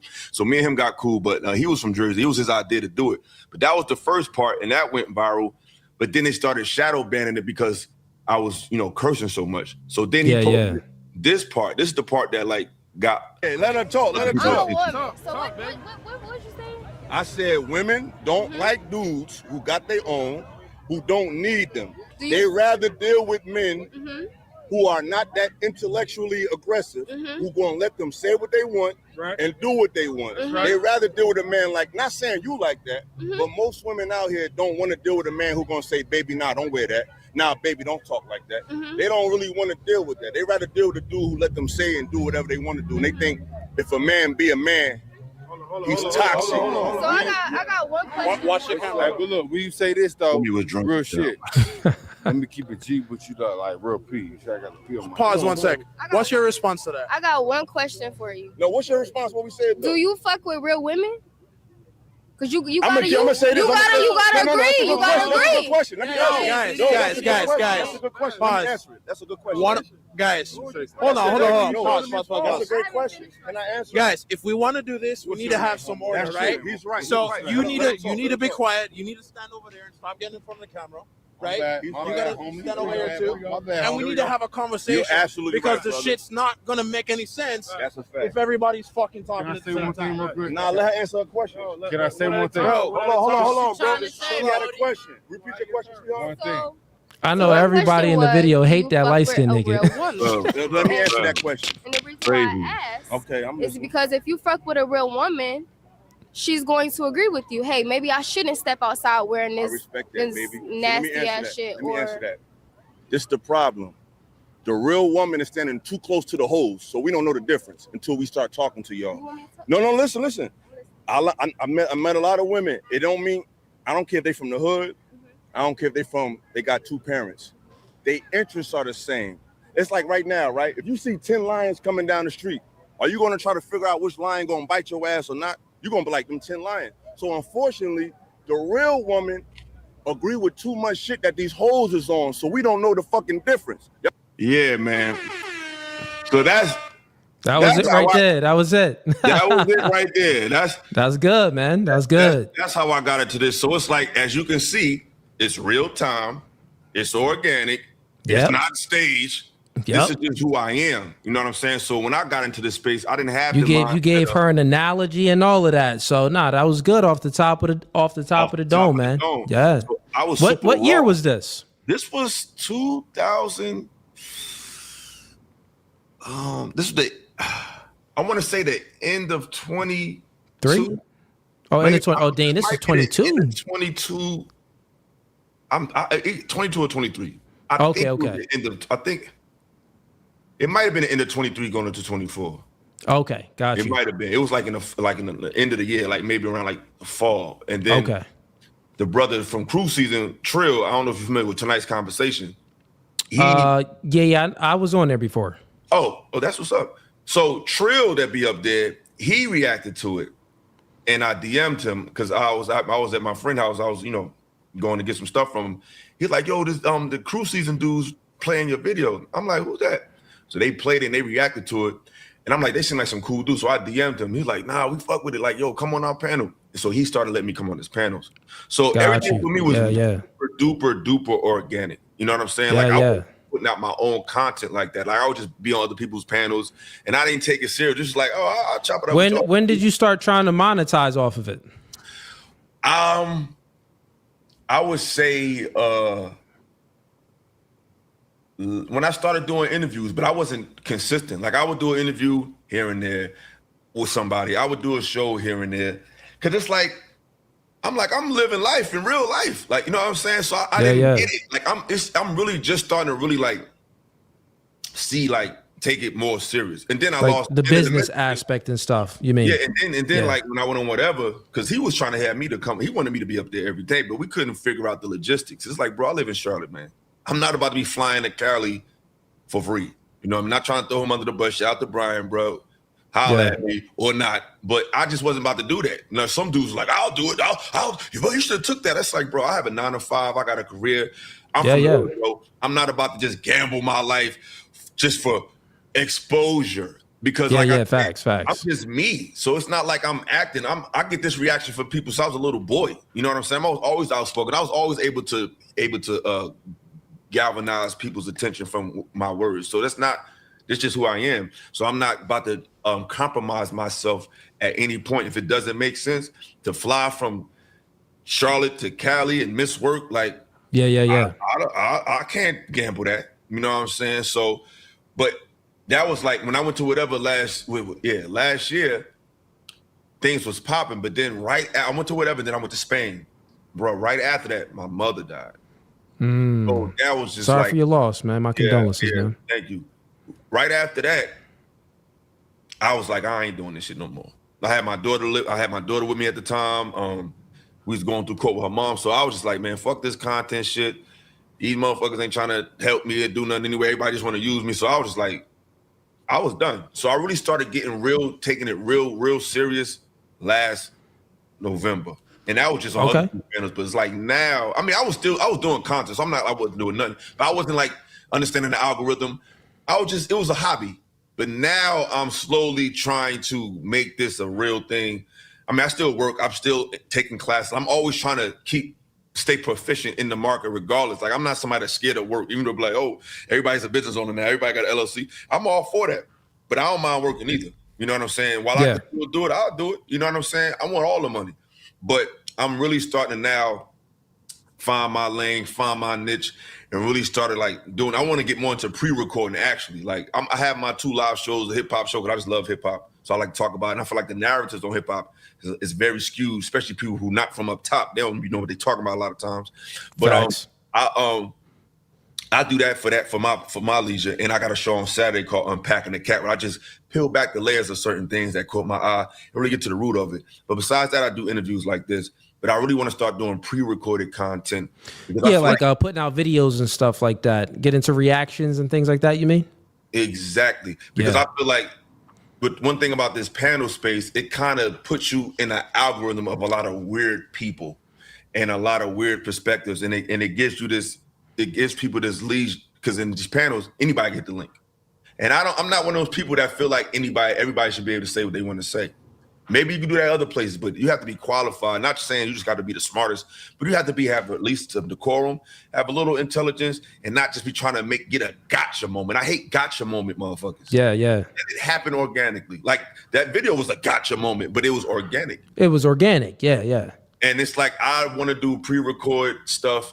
I don't want to just be a motherfucker come in the comments, leave some wild shit in the chat. Oh, I ain't got time, bro, because we can really get physical. Like I'm not with all that shit, bro. Yeah. If you agree with me or not, I don't mind being disagreed with.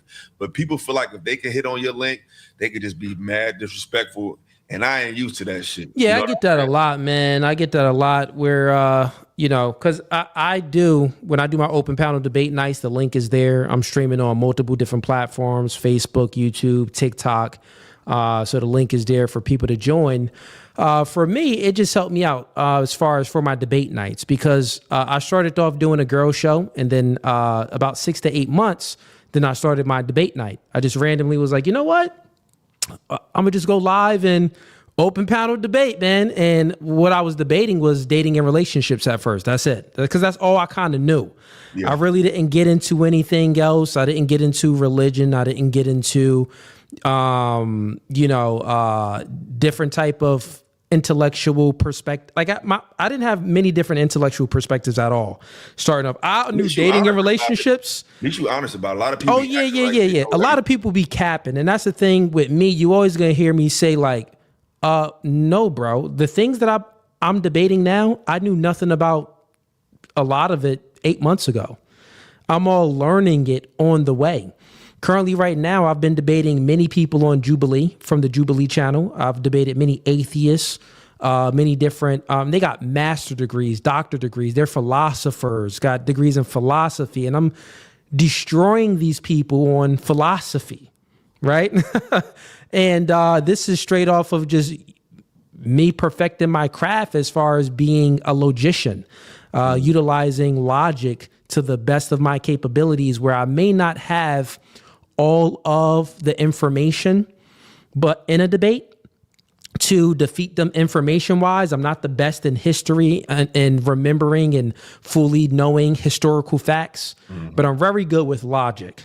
So while we're having this conversation in this debate, I'll be able to pick you apart based off of contradictions you made, based off of fatal flaws that you've made within within the debate. And that's how I've been winning most of my debates, bro, has been, listen, I'm debating, I'm about to do an interview with Jay Dyer. I don't know if you know who Jay Dyer is. Who's that? But he's a talented brother. He's a Christian Orthodox, just like Andrew Wilson. But he is a he's a apologist. Apologist. See, I'm not even that accurate in it, but he's an apologist and a presuppositionalist debater. So he debates on the things that people, what they really don't. He basically argues from a presup position.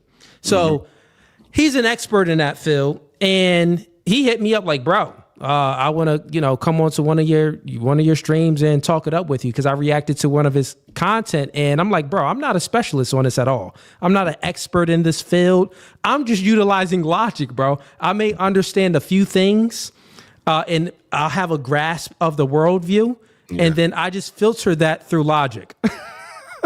Exactly, and that's why people didn't see me coming. It's apologetics. That's what it is. Yeah, apologetics. Exactly. That's why people ain't see me coming because they thought they had me figured out from that clip. Oh, this some, but I got knowledge of self. You feel me? So I was always into history. I was always into metaphysics. So when I came into the space, they was not ready for me. Like, cause I got my name Illa from rapping. So I got Illasophical. Like, back in the day, Instagram, everybody had these like cool Instagram names. It was more about the name of your Instagram more than actually what you was posting sometimes. So I see all these clever names. I'm like, well, I was always a philosophical type of dude. They call me Illa.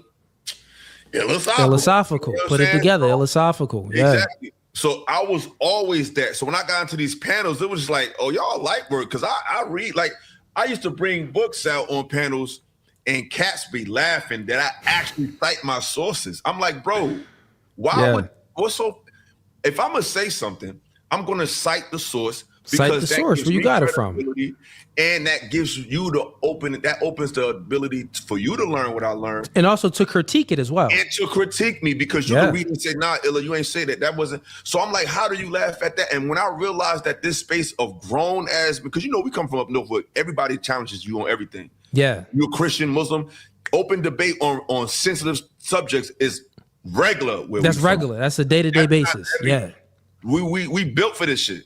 Everybody not built for that. It's like you don't believe in this, so it's like no, I don't. Not only don't I believe it, I have literature to back my concepts. They was not ready for that. Like even when I was talking to Andrew Wilson, like when I was on a panel debate, like that shit was like I didn't went up toe to toe with the best of them, but I don't have the proper like I'm very me, but I'm dumb. I'm just Jersey than the motherfucker, but I'm very articulate and I can speak my mind and I know more than people think I know. You know what I'm saying? And that's good, man. You just naturally was into history and into philosophy old, I knew those at a young age. Yeah, Marquette, he's a good friend of mine, and he's super intelligent. Like people don't even understand because they haven't been around him and met him and hung out with him like I've done. And he's intelligent on another level where he has, I see it in his eyes that he has to dumb down things. And I know that it irritates him probably because he has to dumb it down. Remember he's on that panel that time? Yeah. You know what? So the thing was, Marquette was reacting to the panel and I hit him up. I'm like, well, someone told me that he was reacting to what I was on the panel that I was on, the Lapeef channel. So I hit him up. I'm like, bro, you want the link? I could get you up here. He was like, bro, let me get that. My dog. So I went ahead and sent him the link and he got up. But Marquette is my guy. And that's one of the brothers where I learned a lot from as far as just, not saying like learned, I would say learned as far as communication skills. His communication skills is top tier. Yeah, it's top tier. There's certain people in the game with top tier communication skills. You got to give it to Marquette. You got to give it to Andrew Wilson. Some people hate him or love him, but you got to give the communication skills to him. You got to also give it to Myron. Hate him or love him, you got to give it to Myron. He's a good communicator. He knows how to communicate his point of view. He know how to get it across concisely and very quick. And you can tell that he has a fast processing as well. But the most I've met many people, bro. Many people in the game. Sorry. I gotta inject. I gotta add me to that list. I'm sorry. I think I'm one of the best. Oh no, yeah, no. I think I'm up there too. I'm sorry. So I haven't. Publicity, but I think once people get to know me, they see like, oh, he's sharp. Yeah. So the times where I viewed you was from on a whatever podcast, and I would say you do have high levels of articulation, which is very, very useful in this space. And I also see that you're good at, you have a fast processing and all of that as well. But as far as like the people that I'm gonna just speak about the people that I met in person. Michael Sartain is one of those people as well. I met Michael Sartain, yes, and he's like always moving. His brain is moving quick.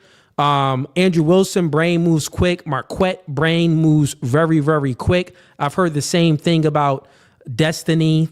People told me like, in person, even though he's weird, we don't agree with none of his ideology. He's a weirdo, but they said that he's the processing and the recall level, the process information and then the recall to dish it back out is super, super fast. And I even get props as well as far as my processing and my recall, but just from comparing myself to other people in the game, it's levels to certain things, bro. It's levels to it. And this is why you have to learn what you're good at. You have to know yourself and learn what you're good at. So as I've been developing because I have been developing within the podcast spaces, definitely as far as debating, dating and relationships. No, I mastered that over here. I already got people already crowned me like, oh yeah, Cooley, No Fughazi podcast. You master and obliterating these 304s. But now it's like no challenge. So I was like, you know what? I want to be the challenge. It's time to elevate. Let's get into philosophy and things like that. So when I still really started to understand, like every worldview consists of epistemology, metaphysics, and also ethics. And when I really started to understand that, it was much easier for me to pick apart someone's worldview and also do an internal critique within my debates. I got better at doing internal critiques, better at,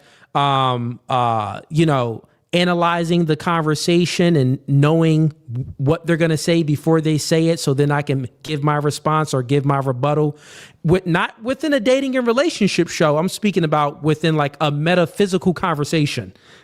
And these are terms I use in this space, and I realize how low vibrational these men are. And that's why I tell people stop judging the book by its cover, because you would think I'm just this hip hoppity bop guy, but these dudes don't know half of the shit I be knowing. They have no clue. And they may be successful, they may have good careers and all that, but they don't know a clue about history. Like you have to know his history. I feel like if you're going to speak publicly, you need to have some literature.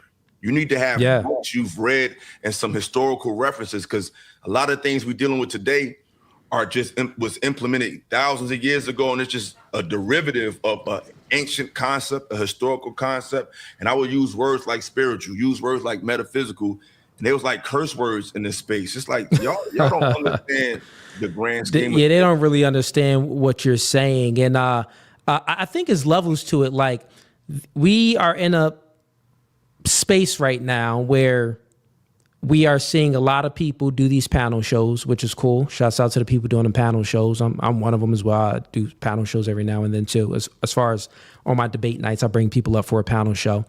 But we're in a space right now where there's levels to it. The whole dating and relationship conversation, like you're right there, right? That's like level one, understanding female nature, having the ability to articulate your point of view in regards to dating and relationships. You just at level one. Level two is when you get into politics. Politics, you're at level two. If you can articulate and have good arguments and be perspicacious to observe what's going on, filter that through your own mindset, and then dish out a rebuttal and give a response and articulate your point as far as your political views, that's level two. Level three will be geopolitics, where you just not where you hip to what's going on in the United States, but you know globally what's going on. Yes. That's level three. And then level four is the J Dyers, where you are able to understand metaphysics, epistemology, ethics, like the true core of people beliefs. Right? And because the thing is, a lot of people, they speak, and like the viewers right now, you're hearing me and Illasophical speak, and you're just listening to us. But like, we're speaking about things that we know of, but where did this knowledge come from? How do we know it? Well, that's epistemology, right? So Step up your game on epistemology. Then, as far as metaphysics deals with things that transcend the physical. These are categories like time and space. Even logic and reason is a metaphysical category. So that deals with things like that. And then you have ethics. That's just moral principles.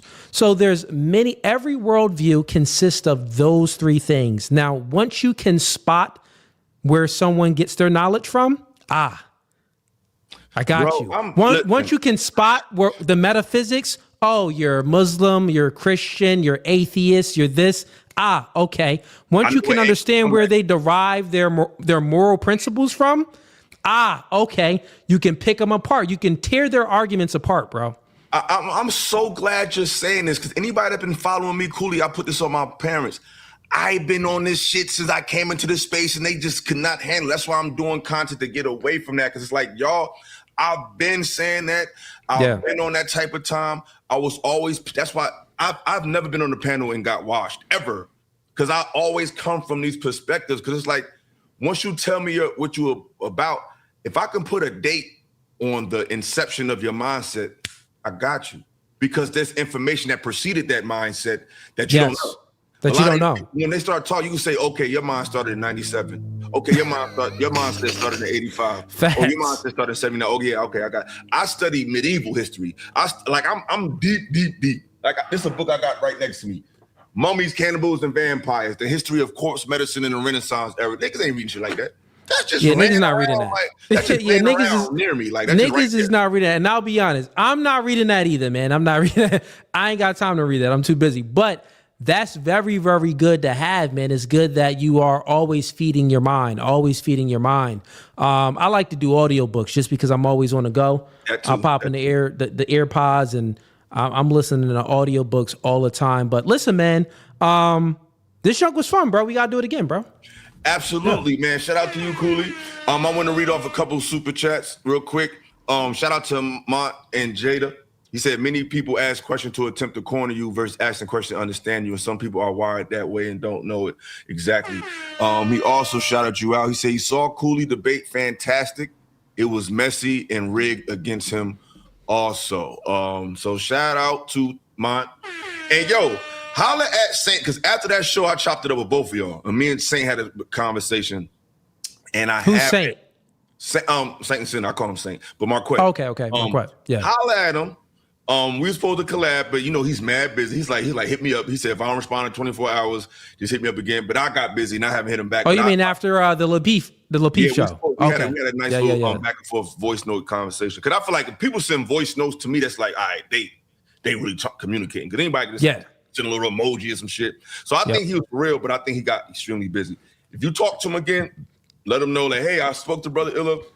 Because he agreed to do the interview, but he may have just got busy. Please holler at him. I would love to have his wisdom on my panel, and I would love to chop it up with him. So with that being said, Cooley, I appreciate you, bro. This was dope. You gave me a little more overtime. I know you said an hour. You gave me a little more than that, so I appreciate that. Always, man. It's love, bro. It's love. Now, of course, you got to keep it Jersey, baby. So shout out to everybody that pulled up. This is a dope stream. And with that being said, peace and love. This has been Illasophical Radio, and we are out of here, y'all. See y'all Saturday. I'm 10 toes. Hey, yo, the game got me mortified. So I focus on being fortified. Twisted shit encrypted and codified. Products of a simulation. First generation sufferers of overstimulation.